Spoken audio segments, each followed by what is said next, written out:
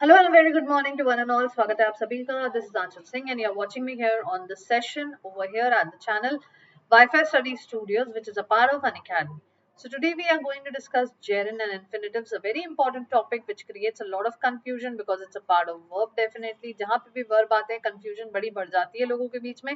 V2 लगाएं या V3 लगाएं, V-ing gerund है या फिर कुछ और लगाएं. राइट सो आज के सेशन में हम डिस्कस करने वाले हैं gerund and infinitives with me with your Aanchal ma'am. So let's get started. सबसे पहले आप सभी को अनअकैडमी पे जाके मुझे फॉलो कर लेना है. You just have to go type my name ANCHALSINGH and you are good to go. Go hit like on the follow button. You can use my referral code AN Live. 10% instant discount will be available in plus courses में आप avail कर सकते हैं 10% instant discount by following me on Unacademy.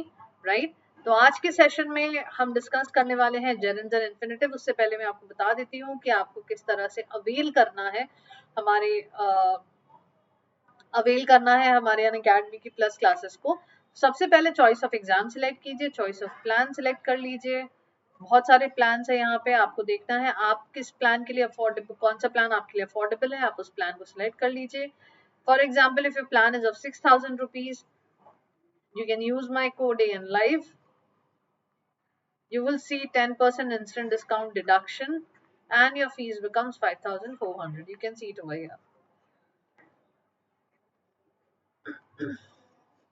Right, then you can proceed to pay. This is how you will use the code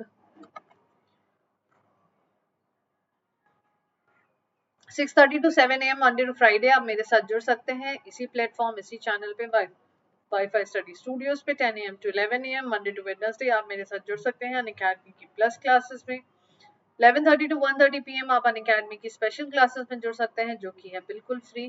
2 PM to 3 PM आप मेरे साथ जुड़ सकते हैं वाईफाई स्टडी बैंक एग्जाम में. 10:30 to 11 AM थर्सडे और Friday को just English channel पे भी आप मेरे साथ जुड़ सकते हैं if you want to enhance your English.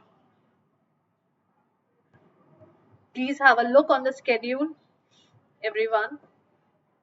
ध्यान से स्केड्यूल नोट कर लीजिए, स्केड्यूल देख लीजिए.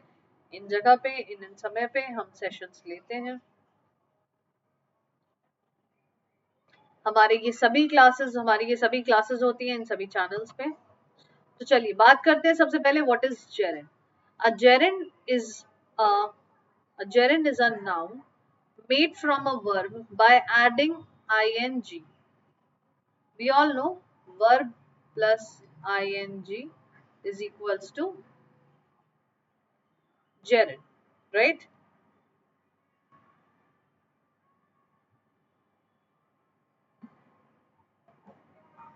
The gerund form of the verb read is reading.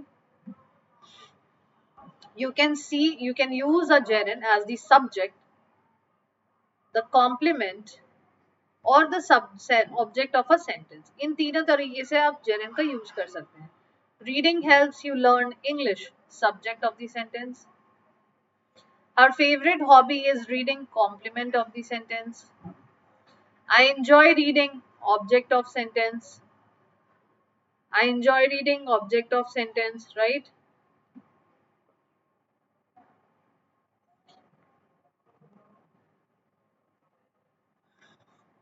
Gerunds can be made negative by adding not. He enjoys not working. The best thing for your health is not smoking. So you can make the gerund negative also. So this is gerund. Please have a look and read it once again. फिर से आप एक बार read करिए and if you have any doubts you can comment me in the comment box and you can follow me on Unacademy to ask me.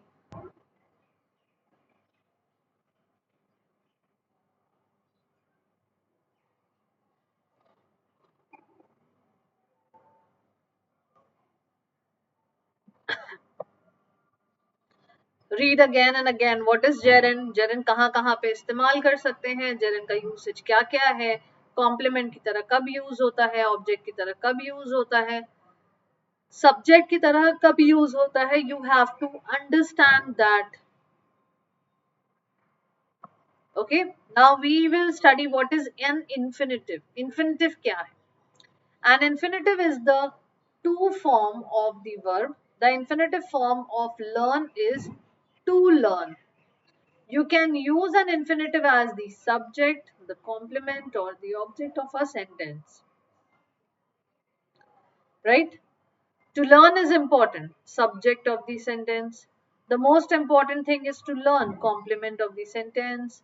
He wants to learn, object of the sentence. Okay? He becomes the subject, wants become the verb, to learn becomes my object. Infinitives can be made negative by adding not. Excuse me. Infinitives को भी हम negative कर सकते हैं कैसे I decided not to go to plus v1 the most important thing is not to give up to plus v1 right so infinitives को भी एक बार आप लोग रीड कर लीजिए कैसे यूज होते हैं इन्फिनेटिव्स और इन्फिनेटिव्स क्या है फिर हम डिटेल में इनके बारे में कुछ बातें करेंगे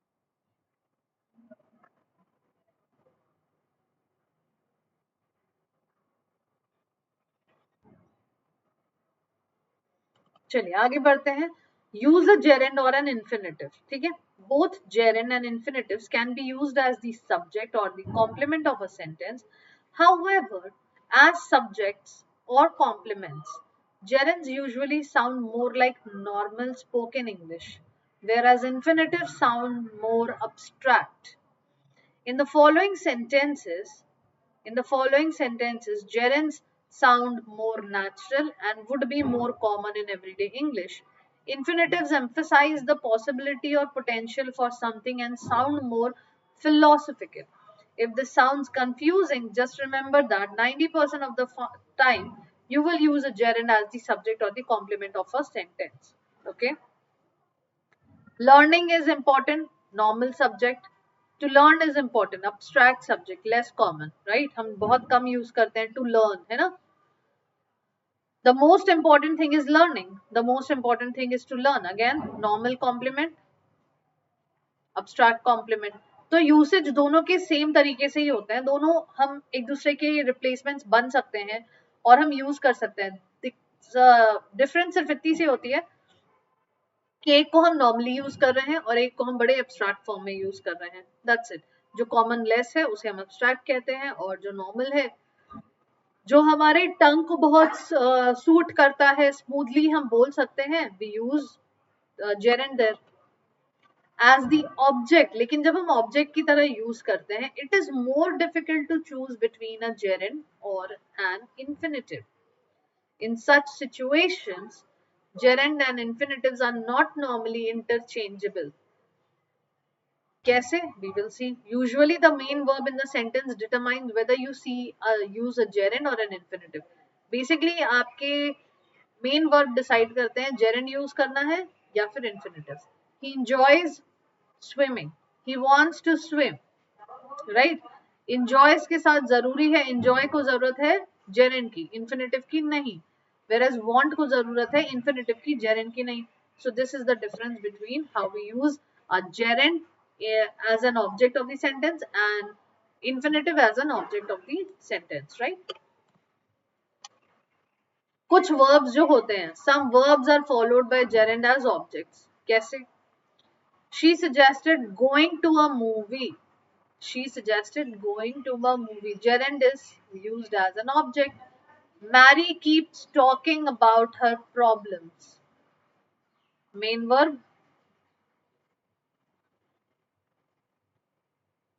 and gerund, right? Some verbs are followed by infinitives, लेकिन कुछ verbs infinitive के साथ follow होते हैं जैसे she wants to go to a movie. Mary needs to talk about her problems. So to go, to talk, all these are infinitives. Only gerund can follow these verbs. ये जो verbs होते हैं ये gerund ही follow कर सकता है, right? लेकिन इनके साथ इन्फिनेटिव्स नहीं यूज करेंगे। Admit, advise,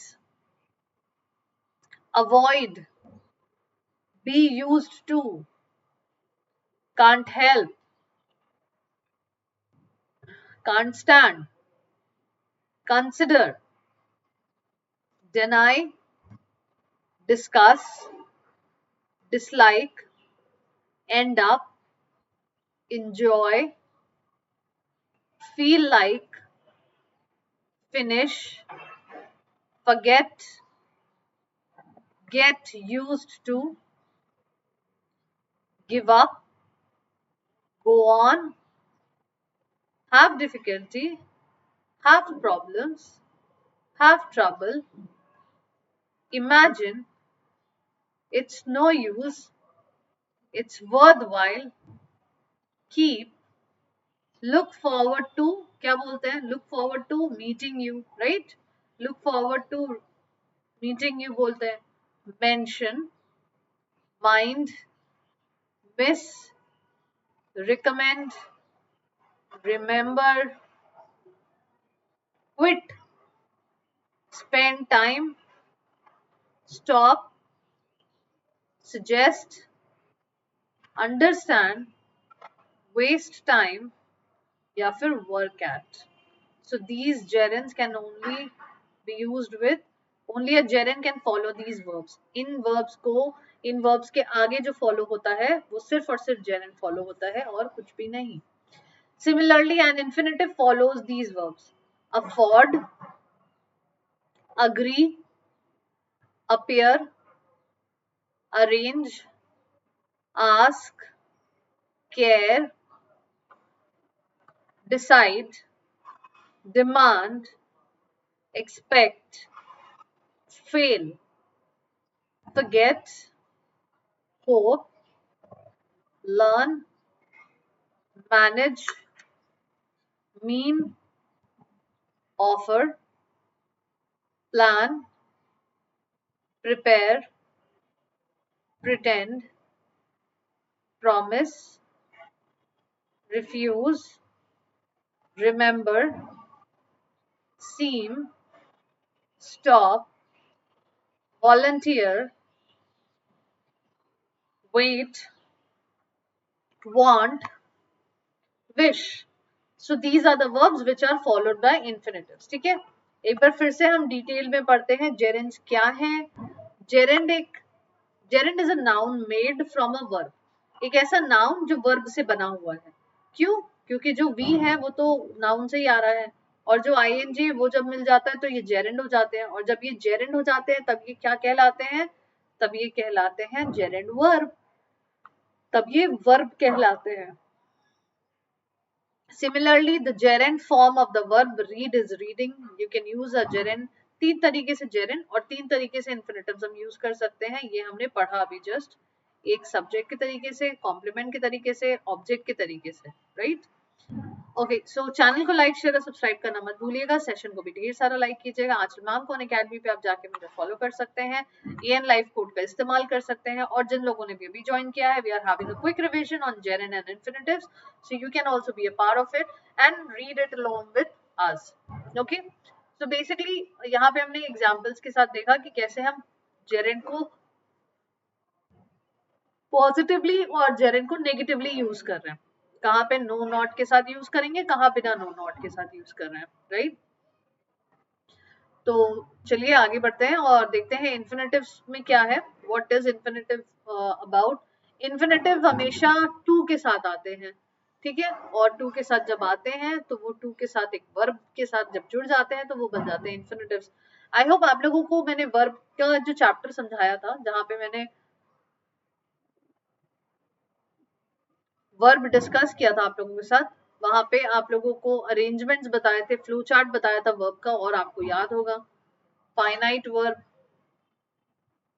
non finite verb. तो ये जेरेंड और इन्फिनेटिव्स होते किसके हैं? Finite is divided in two parts which is main verb, helping verb. Main verb is again divided into two parts, Transitive verb, intransitive verb.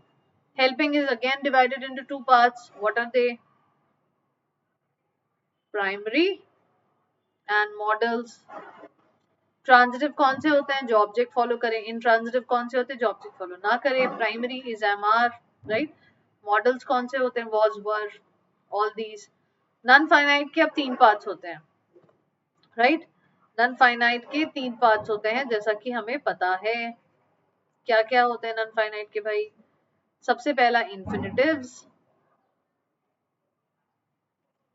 दूसरा है participle, और तीसरा है जेरेंड, राइट. पार्टिसिपल भी दो तरीके के होते हैं, present participle and past participle. और gerund is verb plus ing, whereas infinitive 2 plus v1, right. This is the flow chart of finite and non-finite. Now what is an infinitive? To के साथ आते हैं, तीन तरीके से यूज होते हैं, सब्जेक्ट, कॉम्प्लीमेंट और ऑब्जेक्ट की तरह. अगर लर्न वर्ब है तो हम टू लर्न लिखेंगे, इन्फिनेटिव की जरूरत है तो. इन्फिनेटिव को भी नेगेटिवली और पॉजिटिवली कैसे यूज करेंगे ये हमें पता है. अब देखिए वांट लिखा हुआ है, want is a main verb. To learn is to learn object के फॉर्म में लिखा हुआ है, ठीक है. कॉम्प्लीमेंट लिखा हुआ है, ये ऑब्जेक्ट के फॉर्म में लिखा हुआ है, ये कॉम्प्लीमेंट कर रहा है. To learn is important.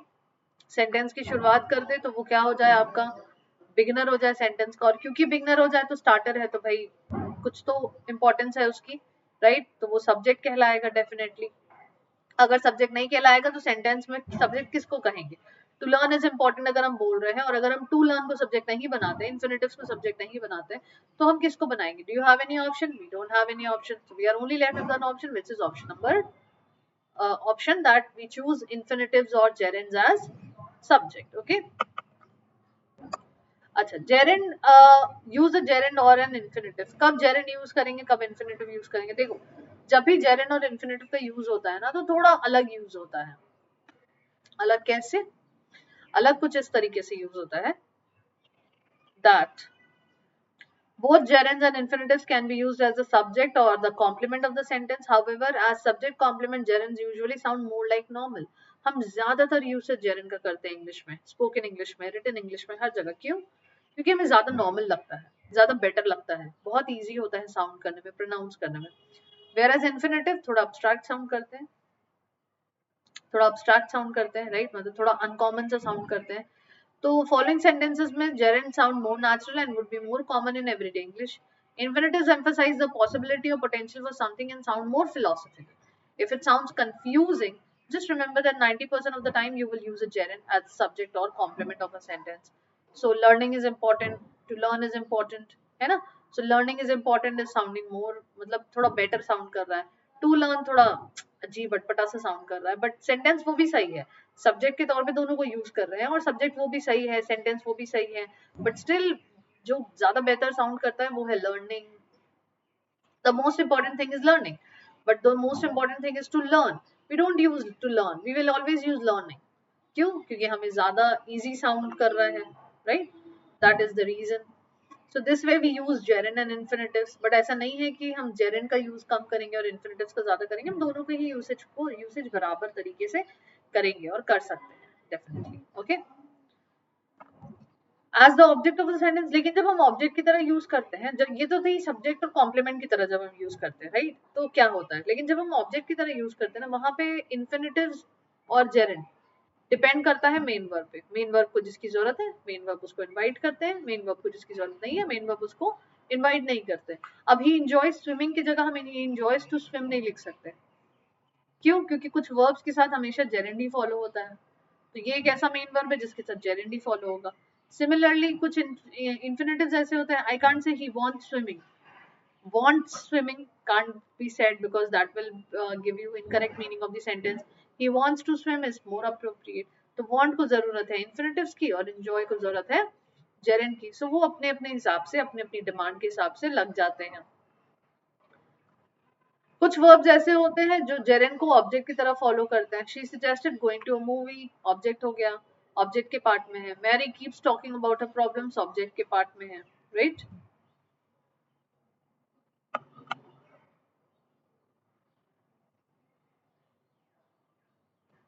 Next we have some verbs are followed by infinitives. कुछ verbs infinitives की तरह follow infinitives के साथ ही follow होते हैं, जैसे want के साथ infinitive लगेगा, needs के साथ infinitive लगेगा.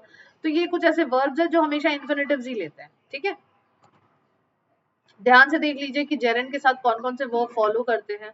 Admit, advise, avoid, be used to, can't help, can't stand, consider, deny, discuss, dislike, enjoy, end up, enjoy, feel like, finish, forget, get used to, give up, go on, have difficulty, have problems, have trouble, imagine, it's no use. So I hope आप लोगों को जो confusion होती है usually gerund और infinitives में कि कौन सा लगाएं कौन सा सही होगा, समझ आ गया होगा कि appropriate दोनों होते हैं, सिर्फ usages पे different होता है.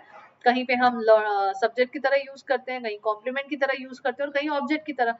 So while you are using it, you should understand that the usage is mostly correct, right? चाहे आप जेरेंड लगाओ या इन्फिनेटिव्स लगाओ, बट ज्यादातर हमें बोलने में जो ज्यादा बेहतर लगता है, ज्यादा इजी लगता है, हम उसका यूज करते हैं, which is gerund, right?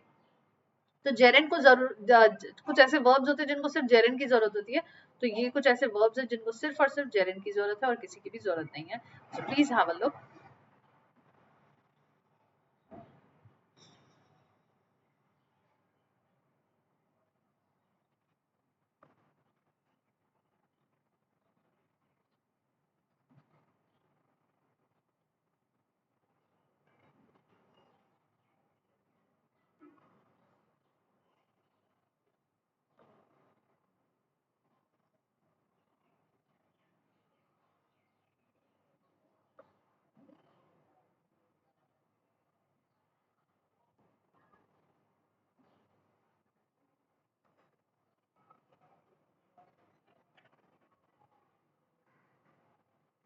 Okay, so these only a gerund can follow these verbs, ये तो क्लियर हो गया. अब नेक्स्ट वाले में है an infinitive which follows verbs. ऐसे इन्फिनेटिव जो सिर्फ और सिर्फ वर्ब फॉलो करते हैं. Please have a look.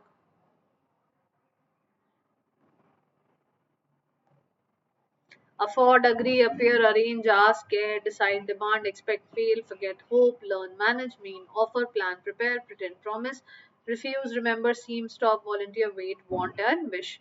Please have a look on by your own also. अगर कोई भी दिक्कत है तो आप कमेंट बॉक्स में कमेंट करके पूछ सकते हैं. And also you can definitely join me on an academy where you will get live classes, live quiz, live sessions. Everything will be live and it will be free for all of you. So आप लोग free classes के लिए Unacademy पे मुझे follow कर सकते हैं, whether you are a bank aspirant और एसएससी एस्पिरेंट, दोनों ही जगह पे मेरी क्लासेस चलती हैं. So you can be a part of it. ठीक है, आप मुझे उसका पार्ट बना सकते हैं, आप मेरे उस प्लान का हिस्सा हो सकते हैं जहाँ पे मैं फ्री क्लासेस लेती हूँ अनअकैडमी पे. उसके लिए आपको अनअकैडमी आपको डाउनलोड करना जरूरी है. डाउनलोड करने के बाद आपको जाके मुझे फॉलो करना है अनअकैडमी पे, राइट? साथ ही अगर आप मेरी प्लस कोर्स का हिस्सा बनना चाहते हैं, फरवरी से 30 जैन से हम स्टार्ट करने वाले हैं. एक नए एसएससी प्लस कोर्स की शुरुआत हो रही है 30 जैन से, right? You can also be a part of that particular batch. If you want to join, you just all you need to do is apply my code, set your goal, choose your plan, apply my code, get instant 10% discount and avail. Okay, so this way you can become a part of my plus classes as well. So this was all about today's session where we discuss gerund and infinitives. Okay, we will be discussing some very important topics in the upcoming sessions. I hope you people will watch those sessions as well. Thank you for joining me in the session. Do like, share and subscribe the channel and also like the session as well. मुझे अन academy पे जाके follow करना मत भूलिएगा. Session को भी ढेर सारा लाइक करिएगा. Till then take care, good bye, have a good day guys.